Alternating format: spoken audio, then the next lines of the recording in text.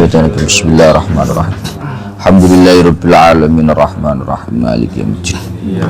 Iyyaka na'budu wa iyyaka nasta'in ihdinas siratal mustaqim siratal ladzina an'amta 'alaihim ghairil maghdubi 'alaihim waladdallin. Amin. Rabbighfir li wa li walidayya wa lil mu'minina amin ya rabbal alamin. Bismillahirrahmanirrahim. Qala al-mu'allif rahimahullah nafa'ana bihi wa bi'ulumihi wa bi asrarihi fid darin amin ya rabbal alamin. Bismillahirrahmanirrahim. Al-haditsus sadisa asyarah. Al-haditsu utawi kiku hadis as-sadisa asyarah kang nomor 16. As-sadisa asyarah kang nomor 16. An Abi Hurairah dan riwayatake saking Al-Imam Abi Hurairah. Dan riwayatake saking Al-Imam Abi Hurairah. Dan riwayatake saking radhiyallahu ta'ala anhu. Radhiya muga-muga ngridoni. Ini dimaknani kita dawan. Tapi oleh separuh sang kita ternyata. Ngaji betul dino kok. Tak telak-telak separuh ki opo. Ya Allah, ya Allah. Radhiya muga-muga ngridoni sapa Allahu Allah Ta'ala luhur sapa Allah. Anhu ando saking nyiksa Abu Hurairah. Apa sing den riwayatake apa anna rajulan sak temene wong lanang. Apa anna rajulan sak temene wong lanang iku kola matur sapa rajul. Matur itu ngucap tapi dari orang bawah ke atas itu namanya matur bahasa Jawanya. Iku kola matur sapa rajul lin nabi maring Gusti Kanjeng Nabi. Sallamu ka paring tambah rahmat ta'zim. Sapa Allahu Allah alaihi ing atase Kanjeng Nabi. Wasallama lan paring tambahi keselamatan. Sapa Allah ai alaihi. Pemature rajul teng Kanjeng Nabi ausini. Ausini kula aturi paring wasiat panjenengan ing kula. Kula aturi paring wasiat tuan ing kula. Kula aturi paring wasiat tuan ing kula. Kala jawab sapa Kanjeng Nabi, la taghdab. La taghdab. Jangan cilik la taghdab walakal jannah. La taghdab. Ojo muring-muring sapa sira. La taghdab ojo muring-muring sapa sira. Farad dada mongko balan-balani sapa rajul. Farad dada mongko balan-balani sapa rajul. Miroron kelawan bola-bali. Miroron kelawan bola-bali. Ngono sik tuwa kok ae. Jenengan paringi wasiat kula Kanjeng Nabi. Jawabane Kanjeng Nabi pancet, Pak. Kala jawab sapa Kanjeng Nabi la taghdab. La taghdab ojo murang-muring sapa sira. La taghdab ojo murang-muring sapa sira. Rawahu ngriwayatake ing ya Allah al-hadits as-sadisa asyar. Ngriwayatake ing al-hadits as-sadisa asyar. Sapa al-Bukhari al-Imam al-Bukhari. Sapa al-Bukhari al-Imam al-Bukhari. Al-haditsus sabi asyar pun wis mari Pak. Kila mari nyebut gawe tangane kesel ngawur. Giyatnya. Iki masih hadisnya sik nomor 15. Tapi salah separuh, Pak. Ya? Tapi salah separuh ki. Lho, salah separuh. 7 dina padahal. Padahal 7 dina ta 7 dina 14 dina hatam lah. Nah, seminggu ini malah sapa ngajine. Ya Allah, ya Allah. Ya Rabbi ya Karim saiki al-haditsu al-haditsur rabi' asyar. Sekarang hadis yang ke ya Allah ya Rabbi ya Karim yang ke-14. An Ibnu Mas'udin radhiyallahu taala anhu qol. Diriwayatkan dari Abdullah bin Mas'ud. Diriwayatkan dari Abdullah bin Mas'ud. Abdullah bin Mas'ud ini perawi hadis masyhur, Pak. Padahal Abdullah bin Mas'ud itu secara fisik itu minim dan tidak rupawan. Ada aneh Pak. Abdullah bin Mas'ud itu orangnya hitam dan tidak tinggi, paling kisaran 150-an. Pendek Pak. Kelas sahabat Kanjeng Nabi wong biyen, itu dukur-dukur, tinggi-tinggi orangnya. Itu orangnya pendek juga tidak rupawan. Tapi kalau dalam masalah hadis tidak ada satupun orang tidak kenal dengan perawi hadis namanya Abdullah bin Mas'ud ini. Ibnu Mas'ud, luar biasa. Makanya Pak. Bil ilmi wal adab yustaru qabihun nasab. Jadi Abdullah bin Mas'ud itu lantaran keilmuannya, kealimannya, kehebatannya, itu hal-hal yang tidak baik itu jadi tertutup Pak. Ra gantenge ra ketara. Karena ra ono wong bahas ra gantenge Abdullah bin Mas'ud. Ra dukure ra ketara. Ra ono bahas Abdullah bin Mas'ud itu ndek ra ono. Tertutup dengan semua itu. Ani bin Mas'udin qala Rasulullah sallallahu alaihi wasallam la yahillu damu mri'in muslimin illa bi ihda salasin. Abdullah bin Mas'ud meriwayatkan satu hadis, satu ketika Rasulullah pernah bersabda la yahillu damu mri'in muslimin illa bi ihda salas. Tidaklah halal darah seorang muslim. Tidaklah halal darah seorang muslim kecuali disebabkan salah satu dari tiga hal.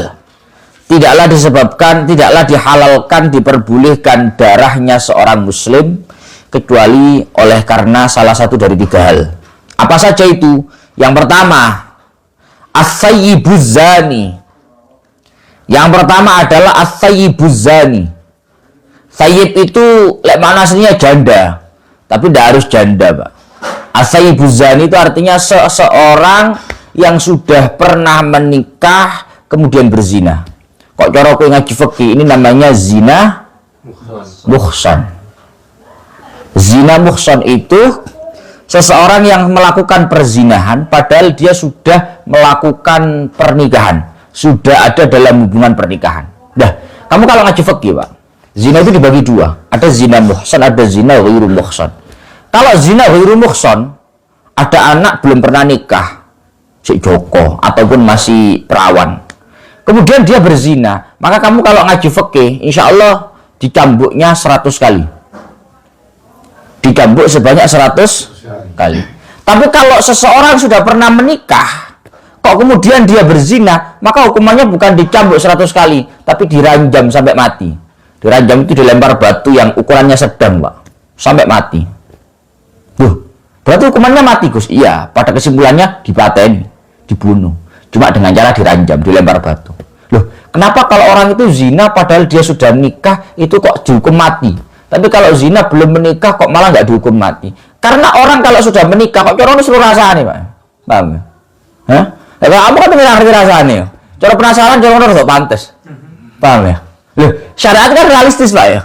Wong kowe iki serabi gak cara ngono.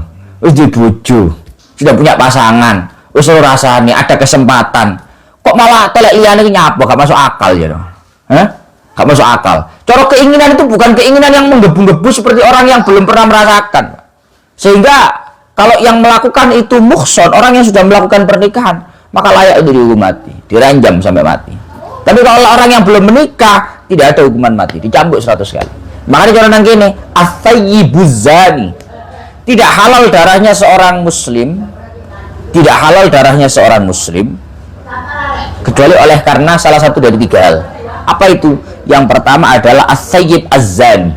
Ketika ada sayyib, kamu jangan dilihat arti zahirnya loh, Pak. Sayyib janda. Oh, berarti sing dipateni kuwi rondo. Loh, gak ngono maksudnya, Pak. Rondo itu dalam artian seseorang yang sudah pernah melakukan pernikahan. Sehingga kalau dia sudah pernah ada dalam pernikahan, maka dia ketika melakukan perzinahan dihukum dengan cara dibunuh. Dihukum dengan cara dibunuh, yaitu diranjam.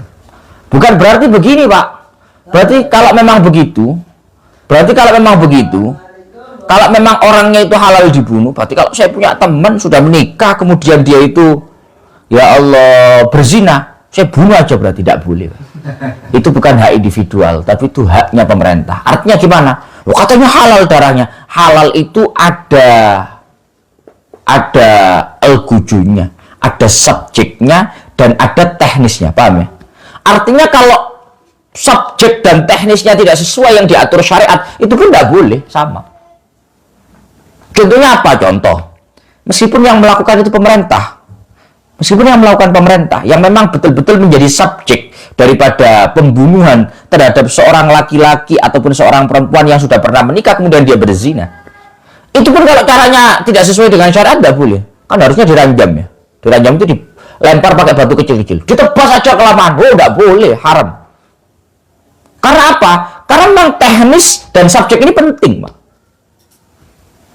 Buktinya apa? Kamu kalau ngaji fikih lihatin, dilempar pakai batu yang terlalu kecil tidak boleh. Kenapa? Karena itu menyiksa, terlalu lama matinya. Kan tidak mati-mati, Pak, cecel tok. Hah? Waktu ini cili-cili gitu ya. Saya nggak mati, Pak, cecel tok, ya. Luka-luka aja. Tidak mati-mati, ya mati nanti lama tadi. Ataupun batunya terlalu besar, mati langsung, Mbak. Pengen lu mati, Bang. Hah? Pisan boleh, loro banyak, turun mati sih, ambil dididik. Ketelu mati, san. Terlalu cepat. Makanya ada teknis, Pak. Teknis yang diranjam itu pakai batu yang ukurannya sedang.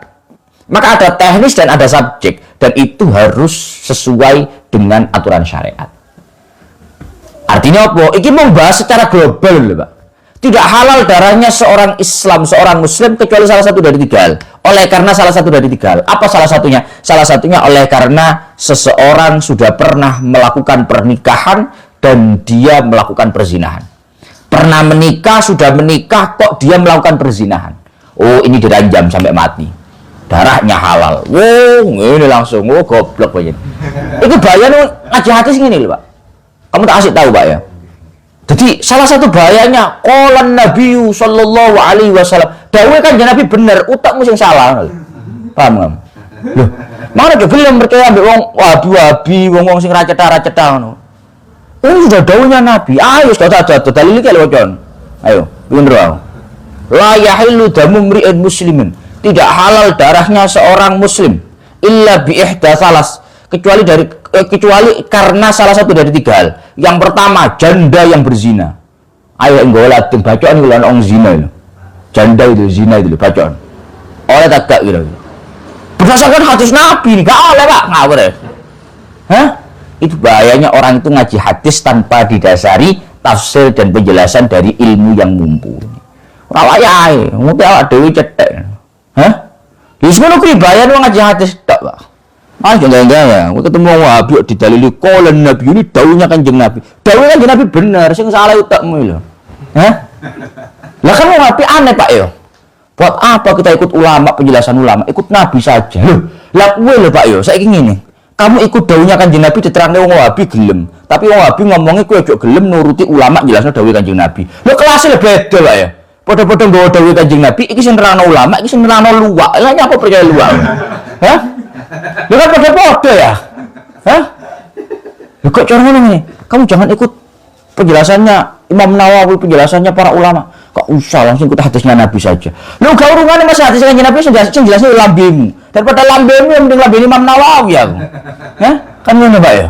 Daripada lambemu yang mending lambene ulama-ulama aku padha-padha. Kan aneh, Pak. Mereka itu menuntut kita untuk tidak usah gandoli ulama, percayakan Nabi langsung saja. Tapi mereka menjelaskan hadis ya dengan alam mereka. Pada waktu alam mereka mending ala ulama, Pak. Jelas ngalim positif. Hah? Gak kayak mereka jadi rokok haram ternyata rokok anak kapal dek kapal. Kan aneh, Pak, kata gue. Hah? Ya Allah, ya Rabbi, ya Karim. Ini aneh, Pak. Rasa itu. Ini salah satu bentuk contoh bahwa kita itu tidak bisa, Pak. Hadis itu hakikatnya menyesatkan. Paham? Bukan hadis menyesatkan, ini dipotong bahaya. Maksudnya hadis menyesatkan itu kalau kamu memahaminya tanpa melewati perantara penjelasan para ulama, tanpa kamu meng-cross check terlebih dahulu dari penjelasan para ulama, bahaya.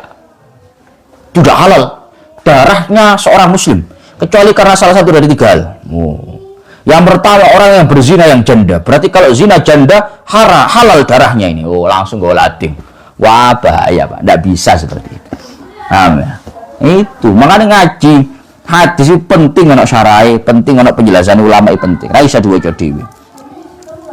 Wan nafsu bin nafsi. Yang kedua, darah itu halal oleh karena an-nafsu bin nafsi, oleh karena nyawa dibalas dengan nyawa. Nyawa dibalas dengan nyawa. Ketika ada seseorang menghilangkan nyawa, membunuh nyawa, maka nyawanya juga halal. Ini pun sama, Pak.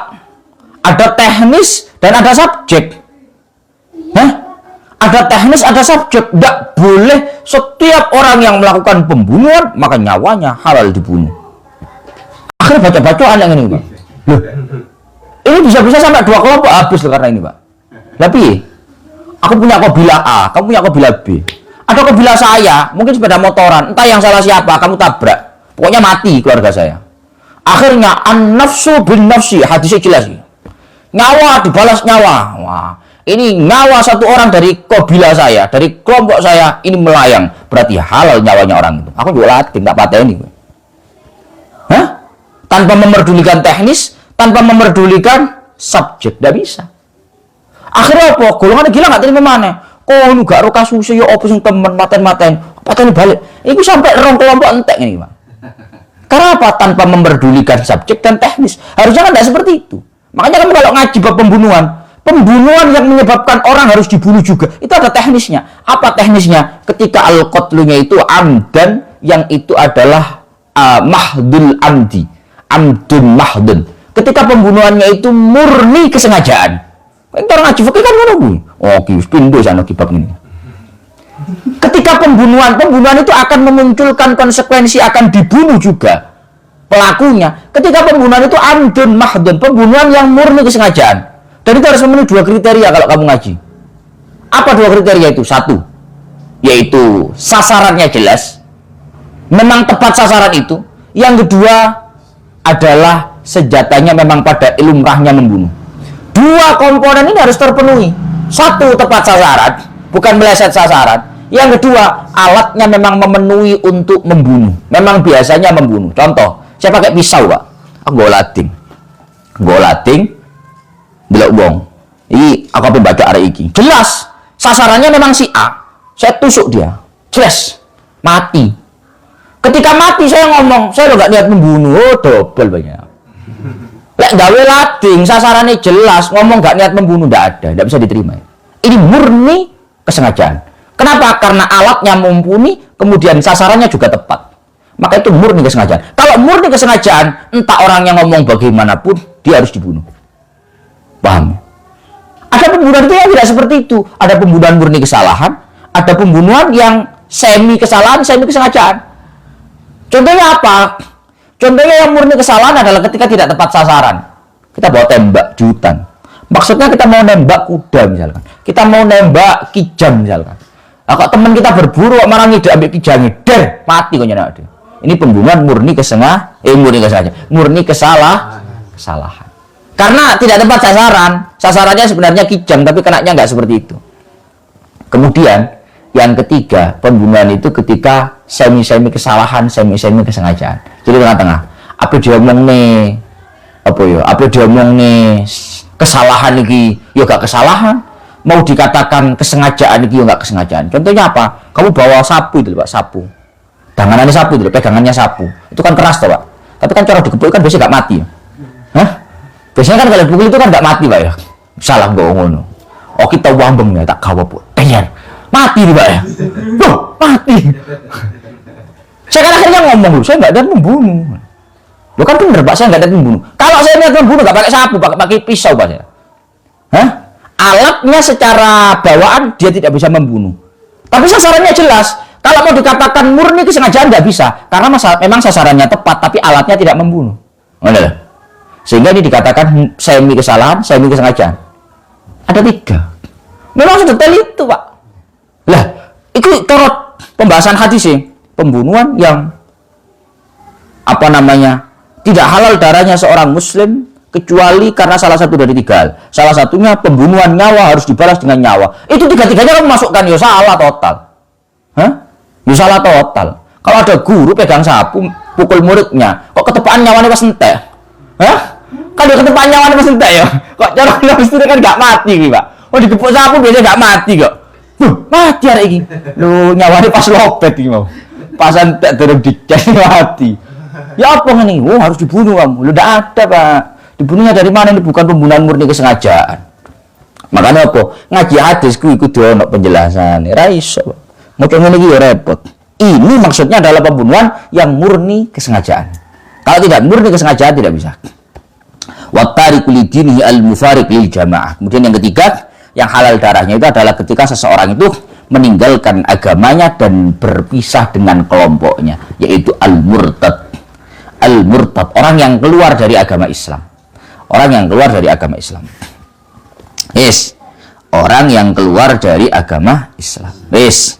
Artinya apa murtad? Jadi orang murtad itu secara konsekuensi fikihnya Pak. Pertama itu diustutiba, dimintai taubatnya. Kamu taubat ya, kembali ke Islam ya. Kalau tidak mau, ya sudah, tidak ada pilihan lain. Ayo perang wis, pateni. Tapi lagi-lagi ya subjeknya tidak bisa individual. Tapi itu wilayahnya pemerintah, wilayahnya waliul amri. Nah, hal-hal seperti ini kalau tidak bisa difahami, kalau tidak difahami secara utuh, ini repot juga Pak. Karena baru-baru ini ada kejadian di Jawa Barat. Kasihan Pak. Itu khususnya aktor Pondok Putri ya. Jadi di Jawa Barat itu ada Pondok Putri. Itu roisahnya itu takut pondok atau apa enggak tahu. Itu dimasuki Pak. Dimasuki sama seorang laki-laki. Katanya ya santri situ juga. Itu mau diperkosa. Akhirnya karena mau diperkosa kan, dia melawan diri, membela diri yang perempuan itu. Akhirnya ditusuk Pak. Punggungnya itu ditusuk. Yang cewek itu ditusuk sama pelakunya ini. Akhirnya nggak usah ya kondisi. Akhirnya ini kan mau dilarikan ke rumah sakit Pak, yang wedok, yang perempuan ini. Ini pelakunya kan kabur. Ketika korbannya ini mau dibawa ke rumah sakit, di tengah jalan itu papasan sama pelakunya Pak. Akhirnya pelakunya dilawan sama ini, sama yang bawa ini, sama yang bawa korban ini. Itu dilawan. Ya namanya pembelaan diri kan ya. Dia bawa sajam yo kita lawan sebisanya. Apapun yang bisa dilakukan kan dilakukan. Akhirnya tertusuk Pak, kepalanya. Pelaku awal itu tadi loh, itu tertusuk kepalanya. Dilarikan ke rumah sakit, meninggal. Nah ini kalau diolah hukum Indonesia, kamu salah bunuh orang loh. Nah kalau saya nggak membunuh, nggak membela diri, saya yang dibunuh. Kan ya ngono Pak ya. Tapi yo memang adanya seperti itu kondisinya. Aku juga orang pengadilan, aku salah. Kamu salah tetap. Kamu membunuh kan? Ya salah membunuh. Tapi kan harus harus dicari tahu dulu Pak. Kenapa dia melakukan itu? Kamu ini pergerakannya terukur atau tidak? Kan ngono Pak kudune ya. Kamu tadi posisinya gimana? Oh posisinya saya tadi begini. Kalau saya tidak lawan begini, saya tertusuk, saya terbunuh, saya terlukai dan lain. Kan harus seperti itu. Gak langsung pokoknya kamu membunuh, kamu harus dibunuh, kamu harus dipenjara, kamu harus dihukum. Nggak bisa Pak. Ceritanya piye? Kan ngono tak harusnya. Kok ceritanya Jabar belok kabeh Pak, blind. Soalnya lagi hangat, baru semalam. Gak sih paling mengenane paling. Insyaallah. Sekarang al-hadis al-khamis asyar. Nah, ini menarik hadis Pak. Al-hadisul khamis asyar an Abi Hurairah radhiyallahu taala anhu. Anna Rasulullah sallallahu alaihi wasallam qala, "Man kana yu'minu billahi wal yaumil akhir falyakul khairan aw liyasmut." Sekarang hadis yang ke-15. Diriwayatkan dari Abu Hurairah. Abu Hurairah pernah mengatakan bahwa man kana yu'minu billahi wal yaumil akhir falyakul khairan aw liyasmut. Barang siapa beriman kepada Allah dan hari akhir, maka berkatalah yang baik atau setidaknya diam. Barang siapa beriman kepada Allah, beriman kepada hari akhir, hari kiamat, maka berkatalah yang baik atau setidaknya diam. Saya ingin pertanyaan Pak. Berarti Gus, kalau orang tidak berkata baik, misu-misu, berarti tidak beriman. Kan cara tuntutan kan ya? Man kana yu'minu billahi wal yaumil akhir. Barang siapa beriman dengan Allah dan hari akhir, maka berkata yang baik atau diam. Berarti kalau tidak diam dan tidak berkata baik, berarti tuntutannya tidak beriman. Kan benar ya? Apakah benar seperti itu? Enggak seperti itu. Ini hanya bentuk apa ya? Tarhib. Ini hanya bentuk pendidikan dan juga sisi menakut-nakuti. Kayak gini loh Pak. Kau di bapak ya, kamu punya bapak. Kata bapak kamu gini, kamu nak kalau nggak nurut sama saya, nggak jadi anak saya. Hah? Paham ya? Kalau bapak ngomong nang Ki, kon sing nurut wae Ki. Kalau gak nurut, gak dadi anakku lho. Apa lek gak nurut terus gak dadi anake? Kan ya tetep anake ya, Pak ya. Hah?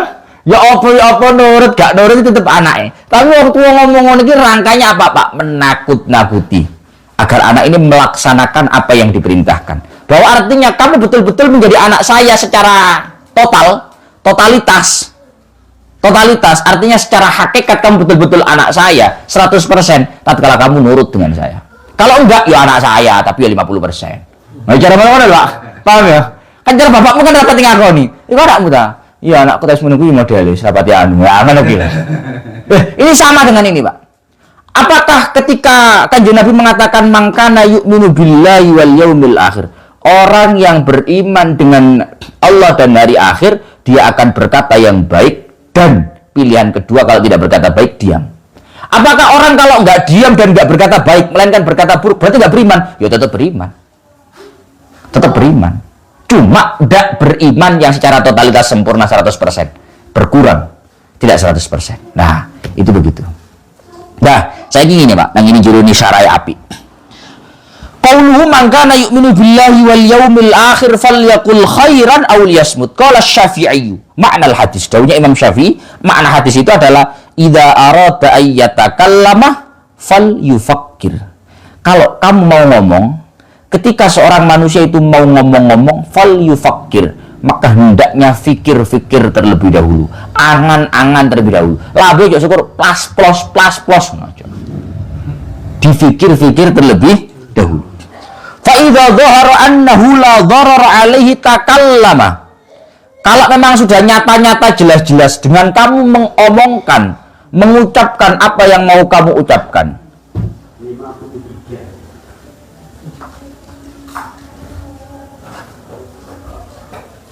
Atur ke dalam. Siapa? Oh. Fa idza dhahara annahu la dharara alaihi takallama wa in dhahara anna fihi dhararan aw syakka fihi amsaka. Artinya, seseorang itu kalau mau ngomong itu diangan-angan dulu. Saya mengucapkan ini. Saya mengucapkan ini, saya mengucapkan itu. Gimana? Angan-angan dulu. Kalau sekira itu kamu ucapkan tidak membawa madarat, tidak membawa dampak buruk, tidak membawa dampak negatif, maka silahkan ucapkan. Tapi kalau sekira itu mau kamu ucapkan, mau kamu katakan, mau kamu lisankan, kok itu membawa madarat, jelas-jelas, atau kamu mungkin ragu-ragu saja lah. Ini membawa madarat gak ya? Membawa madarat ya? Kalau emang seperti itu amsaka, tahan. Ditahan.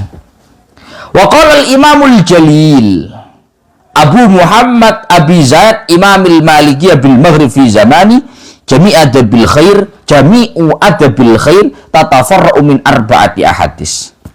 Sampai daunnya seorang pemimpin mazhab Maliki itu mengatakan semua etika kebaikan itu hanya bertumpu pada 4 hadis. Apa tadi? Semua etika kebaikan itu hanya bertumpu kepada 4 hadis.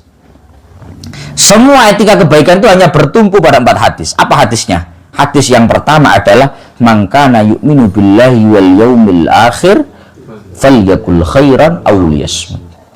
Orang kalau betul-betul beriman kepada Allah dan Rasulnya dan hari kiamat dan lain-lain, maka dia hendaknya berkata yang baik atau setidaknya diam. Ini menjadi satu hadis pertama yang menjadi tumpuan dari semua etika kebaikan. Makanya apa? Ya berat Pak. Berat. Urusan lambe itu berat tenan. Repot. Sampai nang ngene dia ngomong nang ngene. Wa nukila an Abil Qasim Al-Kushairi annahu qala as-sukutu fi waqti sifatur rijal kama anna nutqa fi mawdi'i min asyrafil khisal. Wah. Katanya Al-Imam Al-Kushairi mengatakan begini, Pak. Diam pada waktunya itu adalah watak seorang pujangga. Diam pada waktunya itu adalah wataknya seorang pujangga. Sebagaimana berkata pada waktunya itu adalah etika yang mulia. Artinya gini Pak, wong kudu ngerti kapan waya ngomong, kapan waya meneng. Gak syukur. Pokoknya gak ngono, ngomong aku. Ngono walah. Kok pokoknya gak iso. Ayo kamu. Ayo ngomong. Kalau gatik nggih, masih enggak tetap nggih paham ya? Hah? Kok cara dawe Al-Imam Al-Qushairi, as-sukut fi waqti sifatur rijal. Kama anna nutqa fi maudi'i bin asyrafil khisal. Diam pada waktunya itu adalah wataknya seorang pujangga. Karena memang pujangga itu nggak harus selalu ngomong, wotosnya keluar nggak harus. Kalau ya wataknya pujangga itu diam pada waktunya. Sebagaimana berkata pada waktunya itu adalah sesuatu etika pekerti yang mulia. Maka dari itu tidak setiap waktu di mana kamu bisa berbicara, kamu harus bicara enggak. Bukan urusan bisa atau tidak bisa, tapi tepat atau tidak tepat. Wayahe apa gak wayahe, ngono lho Pak intine. Qala wa sami'tu Aba Ali ad-Daqqaq yaqul man sakata 'anil haqq fa huwa syaitonun akhras. Memang seorang ulama namanya Abu Ali ad-Daqqaq itu pernah mengatakan, barang siapa diam dari kebenaran, maka dia adalah setan yang bisu.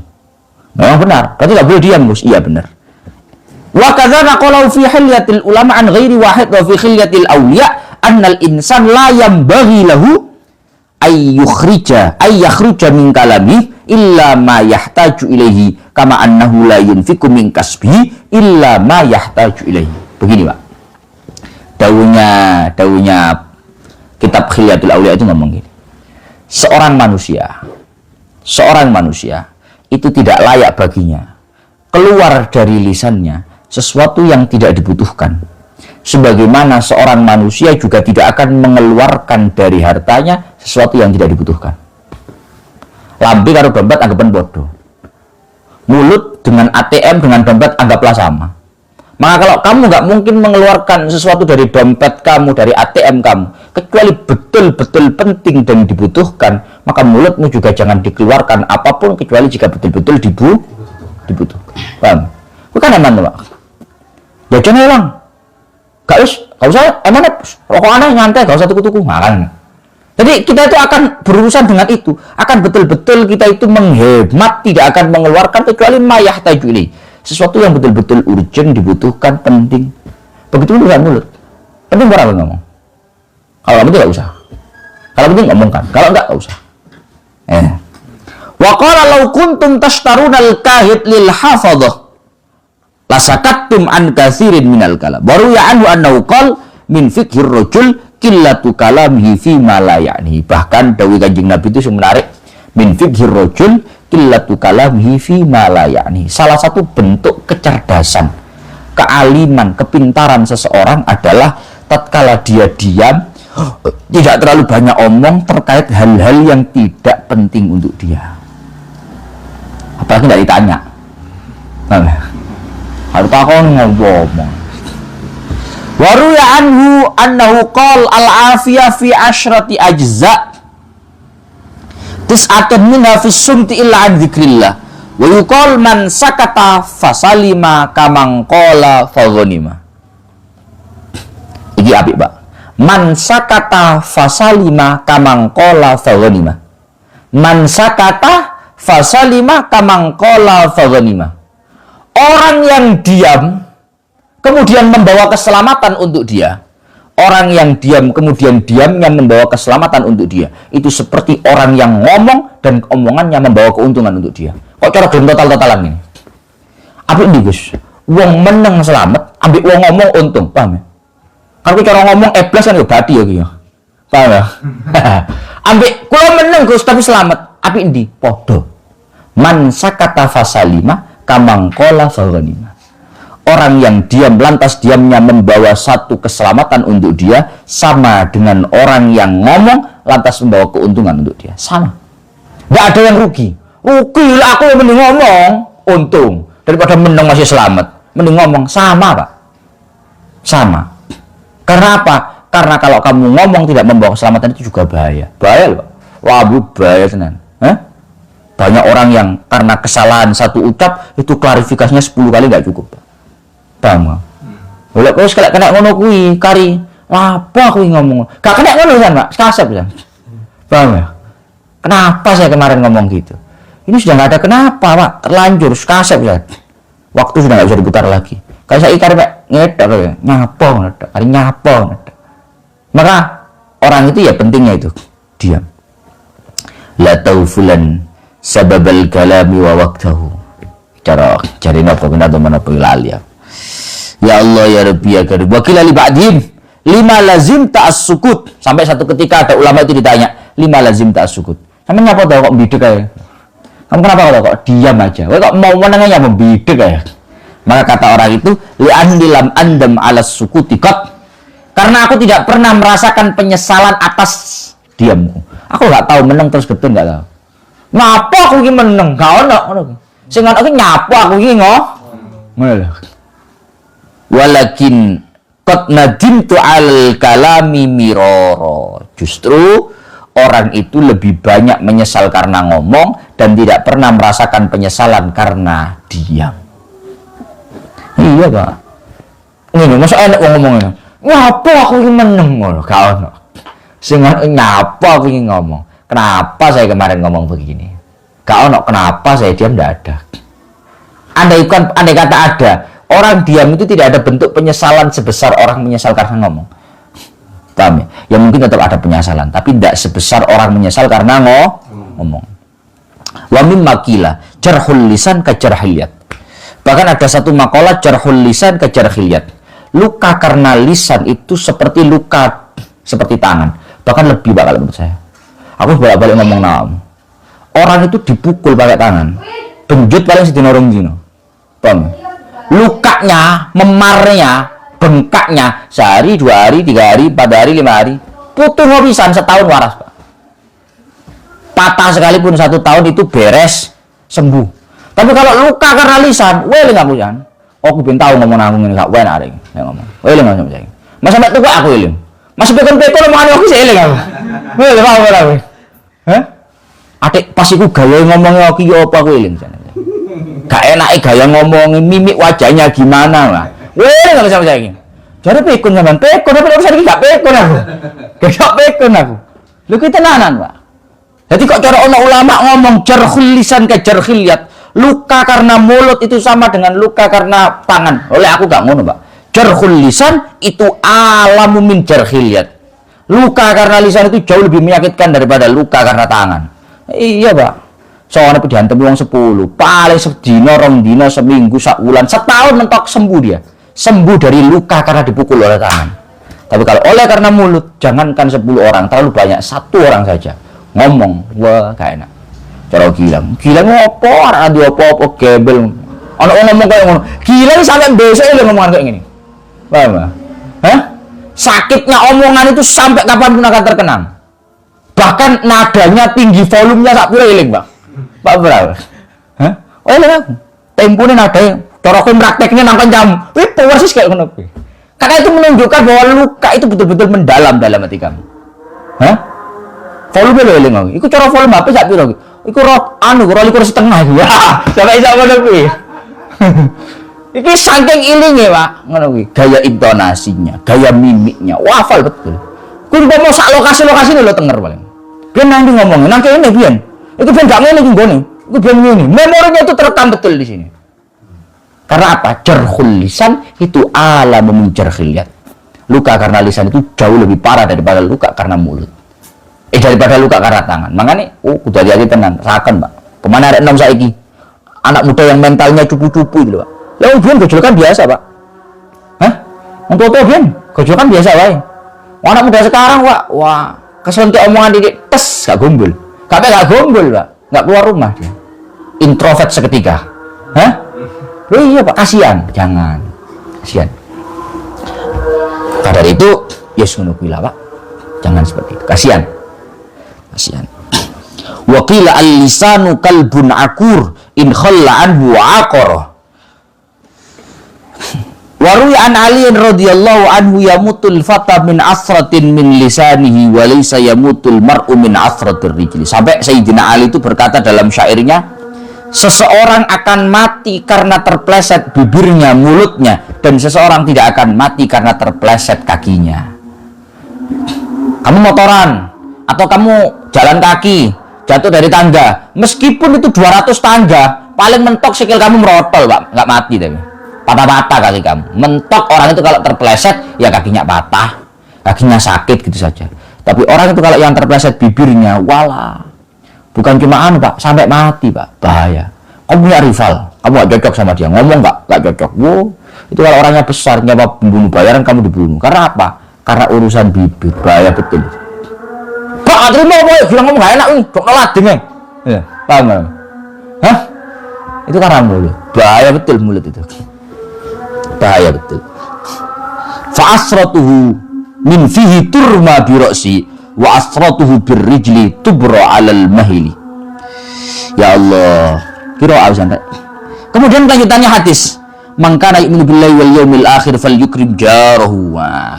Hadis yang kedua, bunyi hadisnya, barang siapa beriman kepada Allah dan hari akhir, maka muliakan. Muliakan itu artinya berbuat baiklah kepada tetangga.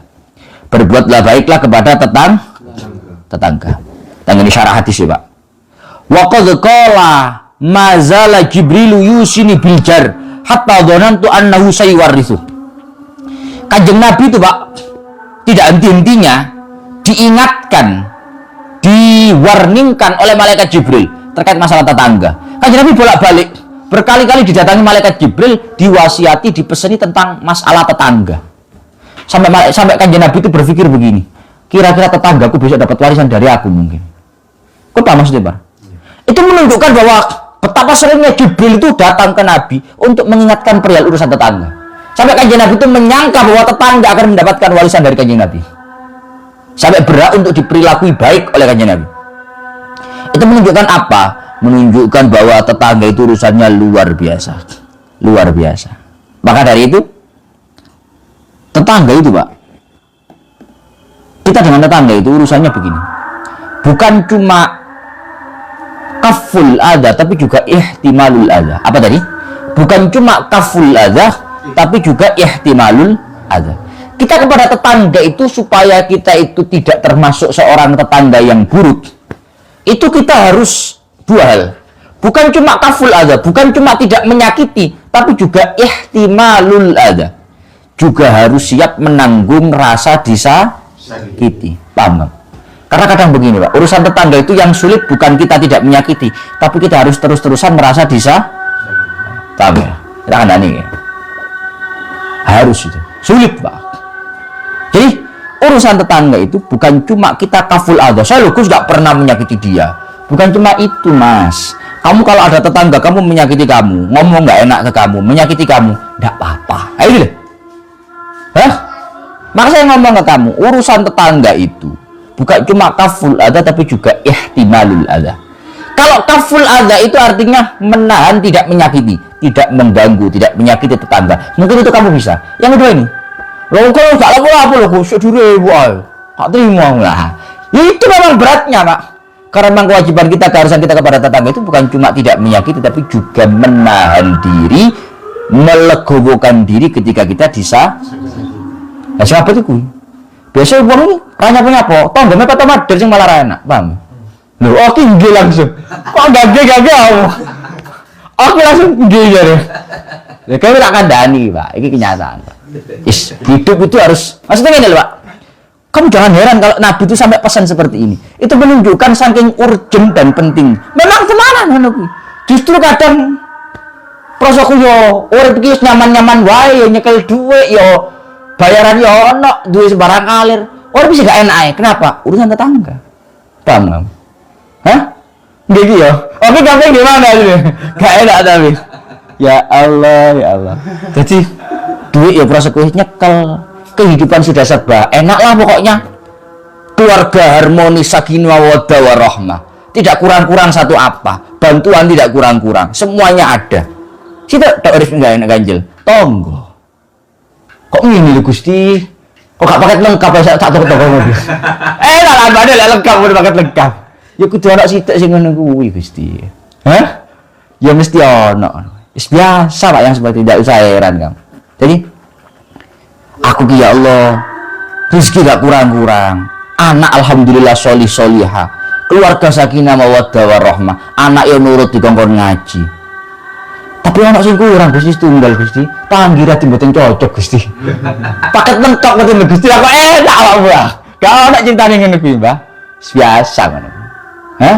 Makanya apa? Urusan tetangga itu ya Bukan cuma kaful adza, bukan cuma kita itu menahan diri tidak menyakiti, tapi juga ihtimalul adza. Terima, legowo, lapang dada ketika kita harus disakiti. Artinya piye? Kuwi ngene, Pak. Kadang awak dhewe wis gak lapo-lapo sik dilapo-lapo ya. Oke, guyu maneh, Guys. Ya guyu iki. Oke, guyu ya. Ya apa dak? Jadi cara-cara kan lho, Pak. Kadang ati saya ngene. Lah iya aku gak lapo-lapo lho. Ya gak tau lapo-lapo, ya gak tau ngrewo apa-apa, ya gak tau ganggu apa-apa. Kok sik dilapo-lapo ae? Wis biasa. Hati kamu harus kamu tata bahwa kamu kepada tetangga, kalau kamu mau menjadi umatnya kan Nabi yang betul-betul mukmin beriman sejati, kamu bukan cuma tidak menyakiti tetangga, tapi kamu harus siap disakiti oleh tetangga. Biasa, paham? Hah? Biasa. Kita duduk satu cerita. Aku tahu paling cerita Ustaz. Tahu cerita, cuma aku bulali orang modelmu aja. Dulu sampai ada seorang ulama, Pak. Sampai ada seorang ulama yang di rumahnya itu kasirul fa'rah. Di rumahnya itu banyak tikusnya. Wakah tikusnya. Saking banyaknya tikus di rumahnya, sampai kata seseorang itu, salah satu santrinya popo nih, saya ngerti lah, ngomong nang ngene wong. Yai, mohon maaf. Biar kucing aja, Yai. Kok jauh banyak aja. Nyanyi kucing mon, Yai. Cantek tikusnya. Lah omah tikusnya kok ngene akeh ya. Sampai ini kucing lho, enggak itu kucing wedi lah. Masih gak sampai wedi ambek kucing. Apa jawaban dia itu? Saya takut kalau saya memelihara kucing, tikusnya lari ke rumah tetangga saya. Tikusnya lari ke rumah tetangga saya. Sehingga itu akan dicatat oleh Allah perilaku yang buruk saya kepada tetangga saya. Bayangin jajal. Iki gak gowo tikus sak keranjang lebone omahe tangga, gak Pak, gak ngono iki, Pak. Tikus itu lari dengan sendirinya.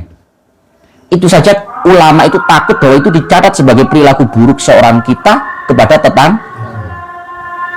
Ini bukan, kamu paham ya? Ada perilaku secara langsung, ada perilakunya tidak secara langsung. Itu bukan perilaku langsung loh, Pak. Itu saja ulama takut kalau itu dicatat sebagai perilaku yang tidak baik kita kepada tetangga. Apalagi perilaku yang langsung. Perilaku yang langsung. Opor, kan? Perilaku langsung menurut. Hah? Wong perilaku yang tidak langsung saja ditakuti betul seperti itu, apalagi perilaku yang tidak langsung. Nah, itu bahaya, Pak. Berbahaya. Makanya sampai banyak juga keterangan-keterangan itu yang mengatakan kalau itu di hari kiamat akan banyak orang-orang itu yang sebenarnya jatahnya jatah surga.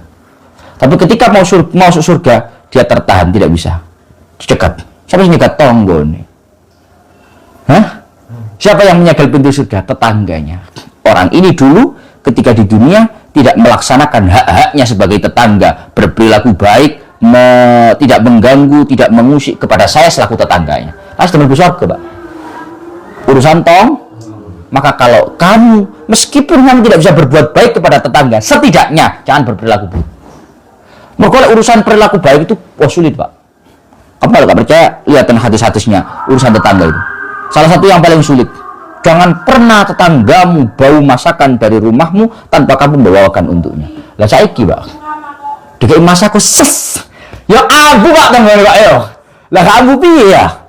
Hah? Masa omah gak oleh bolong? Tutup sing rapet. Kedele tutup dhisik, sumpel nggae kertas. Ojo sampai ambu tanggane, kan ya sulit, Pak.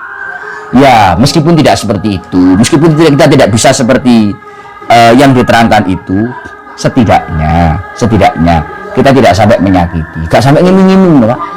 Paham? Hah? Ya ngiming-ngiming harus kebacot, Pak, jarang. Nggak sampai seperti itu. Pun kemudian wa man kana yu'minu billahi wal yawmil akhir falyukrim dhaifahu. Dan barang siapa beriman kepada Allah, beriman dengan hari kiamat, maka hendaknya dia memuliakan, mengistimewakan tamunya. Lek duwe daya ku dimulyakne. Kalau punya tetangga, kalau punya tamu itu dimuliakan. Tuh, Pak. Kalau punya tetangga, kalau punya tamu itu dimuliakan. Artinya bagaimana? Kadang begini, Pak. Memuliakan tamu itu bukan urusan punya atau enggak punya. Kamu tak kasih tahu ini. Lah memang enggak ada loh, Gus. Mau dimuliakan pakai apa saya punya tamu? Saya nggak punya apa-apa. Kamu tak kasih tahu, Pak. Memuliakan tamu itu bukan urusan punya atau tidak punya, tapi urusan rasa, urusan hati. Banyak orang yang punya tapi nggak memuliakan tamu. Nyugui tamu ya aku cilik, aku sak meneh ngerti, Bang. Hah? Dudu aku sing tanggung nggak meneh dudu. Aku sak meneh nggih. Gue gak ini. Ces, lo borong coba kau situ tak kuwi. Gak garing gak tamu nih. Ngono kuwi lho. Hah? Apa? Loh, gak cerita ngono kuwi, maksudnya ki fal yukrib dhaifahu. Jadi dalam artian urusan memuliakan tamu itu bukan urusan punya atau tidak punya, mampu atau tidak mampu, tapi urusan bisa. Iya. Kadang gak duwe di dunia lagi ya. Hah?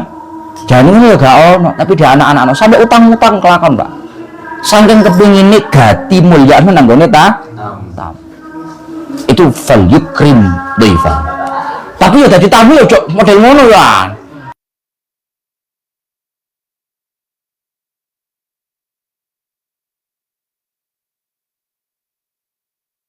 Artinya